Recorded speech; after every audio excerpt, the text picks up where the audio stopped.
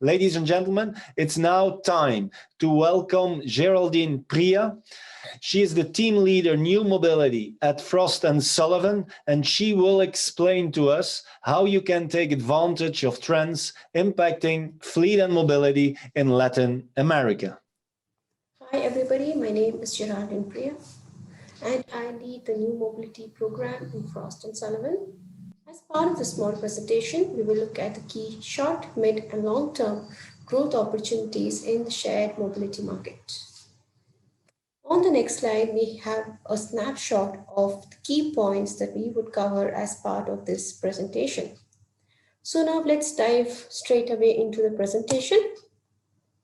For almost a decade, we have seen the transportation market move towards sustainable, equitable, and convenient mobility.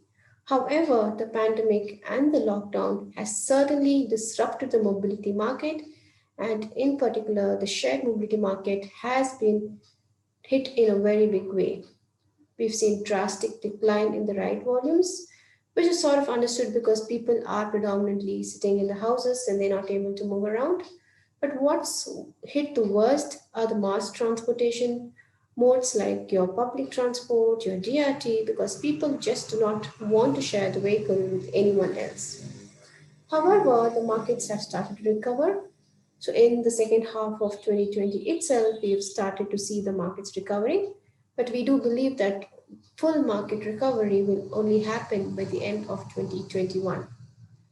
Overall, when taking a more long-term view, we expect the shared mobility market to rebound quite strongly, and by 2025, we expect the overall revenue from this market to exceed 1 trillion or so USD, with growth accelerating in the mid to long term.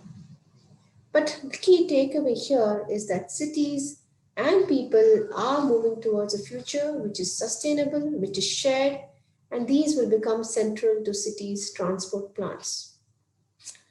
Now, on the next slide here is a snapshot of the key trends that are likely to impact the shared mobility market, as mentioned previously, in the short, mid, and long term. Now, let's get straight into the short-term trends that are likely to impact the shared mobility market. So the first one, which is your micro-mobility sharing.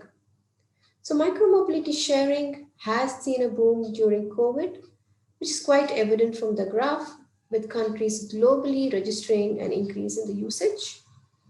At present, millions of commuters are turning to cycling to avoid crowded public transport. We are also seeing reallocation of a lot of road spaces. So basically, cities are taking away the spaces allocated for cars and they're reallocating them for bike sharing or cycling.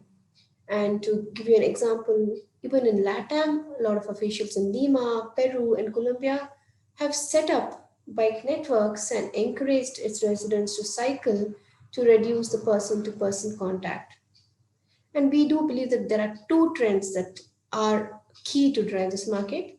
So the first one is players are slowly transforming from being just local players focused on standalone solutions to becoming global players and are increasingly becoming part of multimodal networks.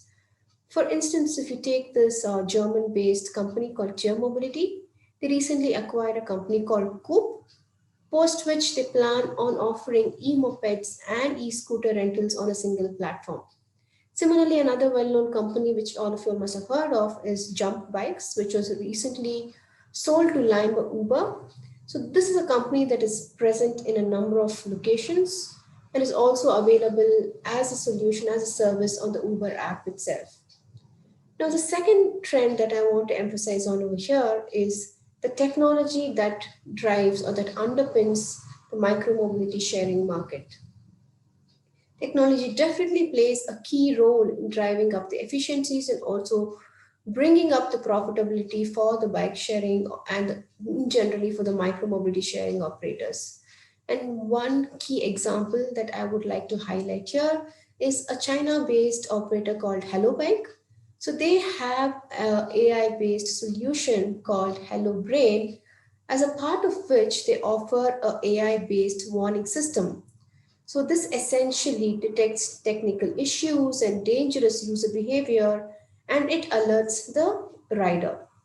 Or another interesting trend we're starting to see is a number of big tech giants are starting to take an interest in the space. The most recent one would be Google, who recently customized their maps for the bike sharing market.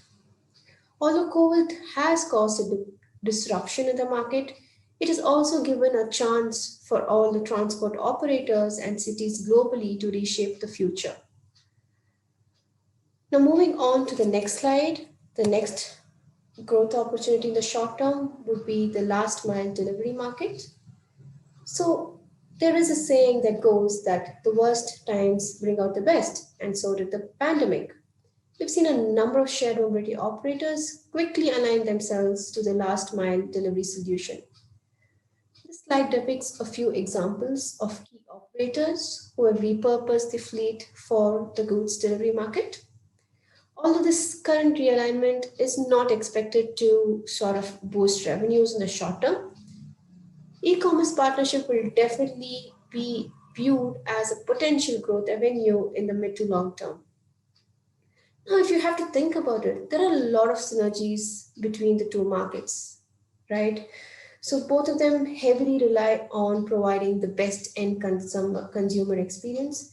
They share similar technology, like, for instance, contactless payments, real-time tracking, step-by-step notifications.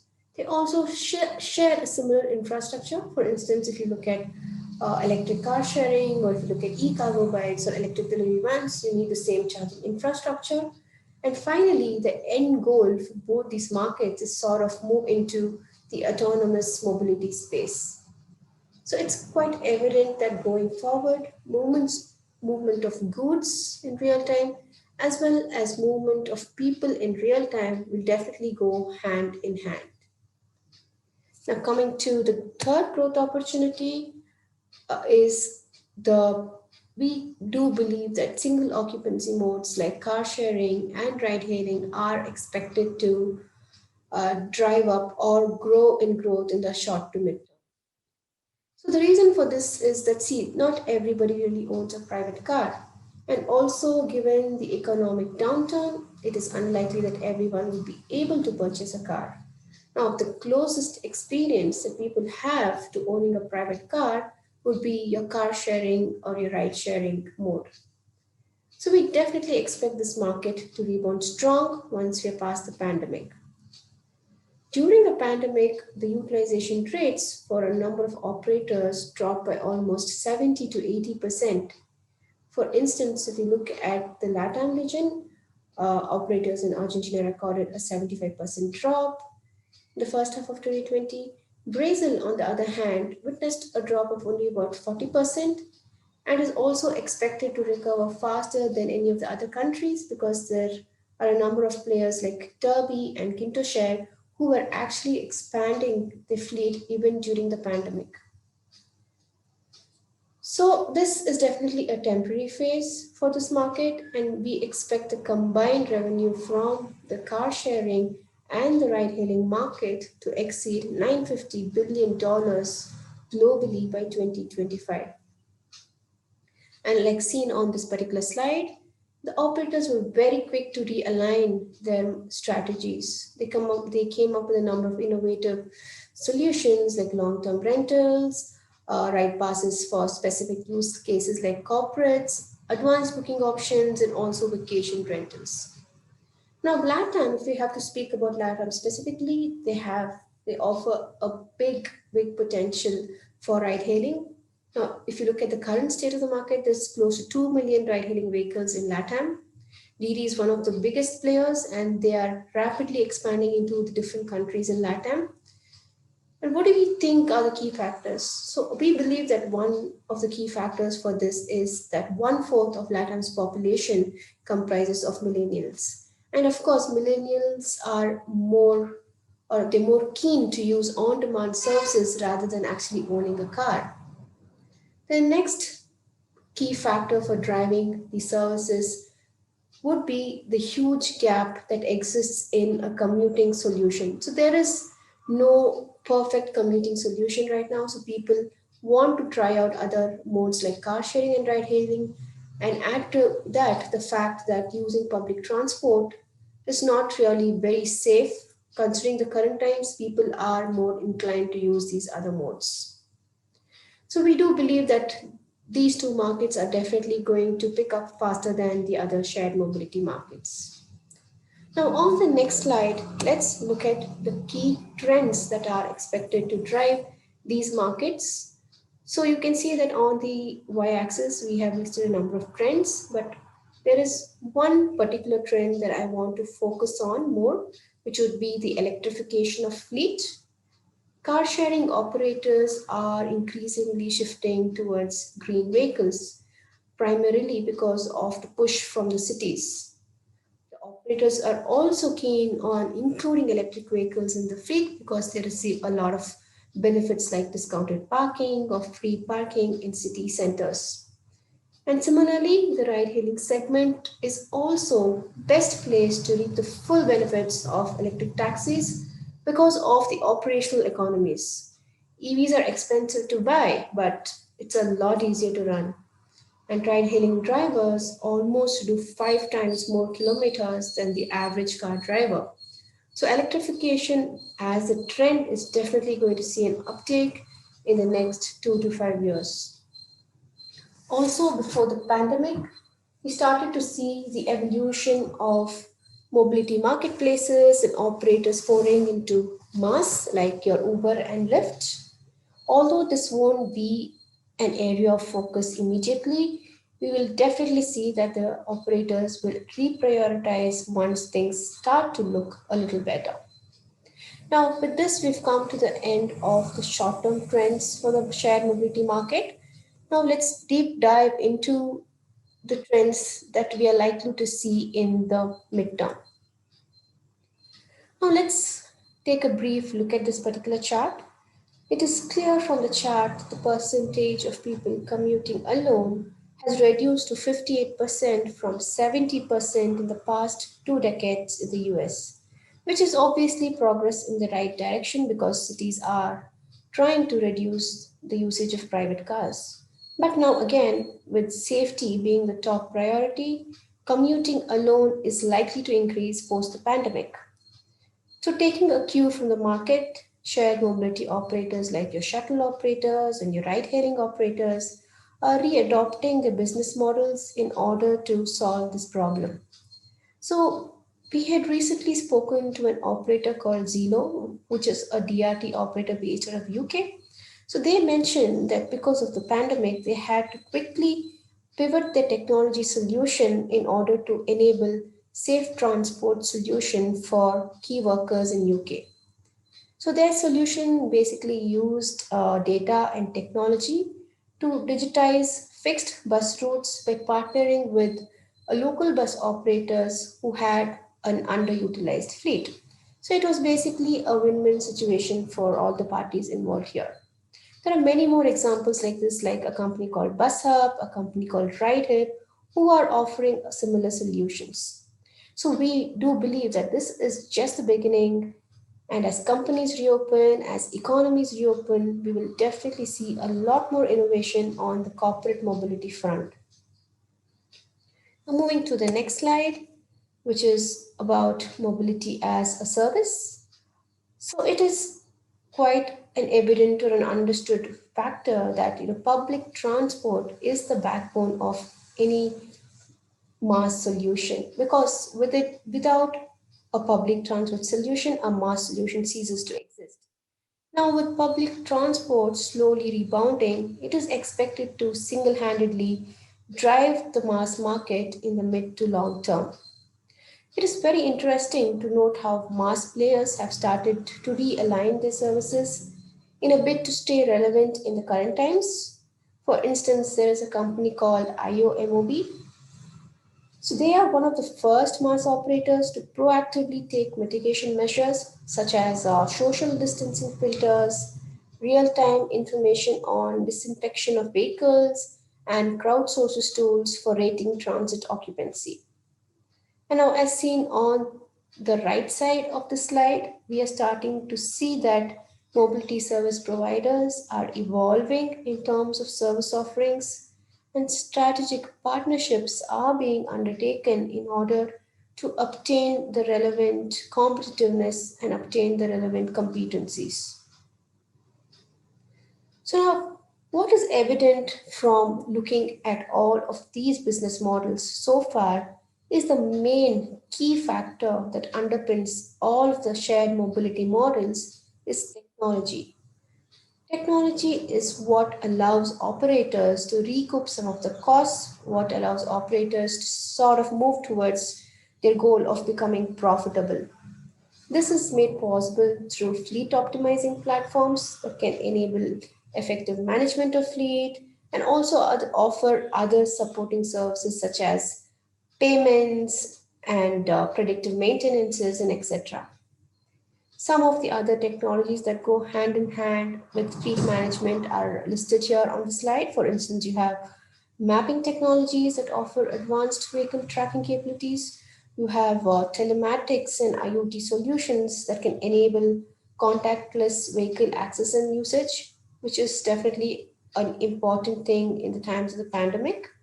And also, some of the upcoming technologies that we are seeing in this space include augmented reality, artificial intelligence, machine learning, which will become a cornerstone for managing autonomous vehicle fleets in the future. A noteworthy example of this is a Dutch car sharing company called Amber. So they have basically been working towards leveraging autonomous vehicle technology for platooning. So, where one car is driven with a driver, the remaining cars that are tagged follow in a driverless mode, which helps Amber manage the fleet of cars more effectively, which helps them manage supply and demand better. With this slide, we come to the end of the midterm trends. So, moving on to the next section where we will look at the long term growth opportunities in more detail. On this slide, it is quite evident that we are starting to see some sort of convergence that is occurring between the various sets of players in the mobility ecosystem. So, we are starting to see shifts across industries which have evolved rapidly, such as your network infrastructure providers, your OEMs, your tier 1 and 2 suppliers, and of course, your shared mobility startups and the other innovators. A very stark example or a key example of this would be Intel's recent acquisition of Movit. Intel has always emphasized that its focus is on autonomous vehicle technology through Mobileye, and now with the acquisition of Movit, its equation towards harnessing the potential for the future of mobility can be realized. What is clear is that shared mobility companies and service providers are sort of refocusing on technology that enables the shift towards connected, autonomous, shared, and electric use cases. In short case. So this happens could be like through partnerships, it happens through acquisitions, it happens through mergers. There are a number of ways it's happening, but we are likely to see a lot more of this in the mid to long term. Now moving on to the final trend that I want to discuss about, which is autonomous mobility. The pandemic definitely has catalyzed the market for contactless deliveries, and we've seen a number of commercial autonomous delivery solutions for essential goods being launched by startups such as Beep, Neuro, and Neoflix. OEMs also have shown a lot of interest in the space, a lot of involvement in the space. So you have GM's Cruise, you have Pony A.ai backed by Toyota. What we are seeing on the left side of the chart is the various dynamics at play for the two segments, that is, goods and passenger movement. In terms of the product, very interestingly, what we see is autonomous goods movement is expected to mature faster than passenger movement. Passenger transport, however, carries a mid to long term outlook. So, commercial autonomous shuttle services could be expected anywhere between 2023 to 2025 in developed markets, primarily due to greater safety concerns. So with this, I've come to a conclusion of this deck. I've discussed all the short, mid, and long-term trends. Now, to sort of close this presentation, what I would like to leave you guys with is that one important point that has emerged over the course of this discussion is that new mobility solutions are indispensable for cities.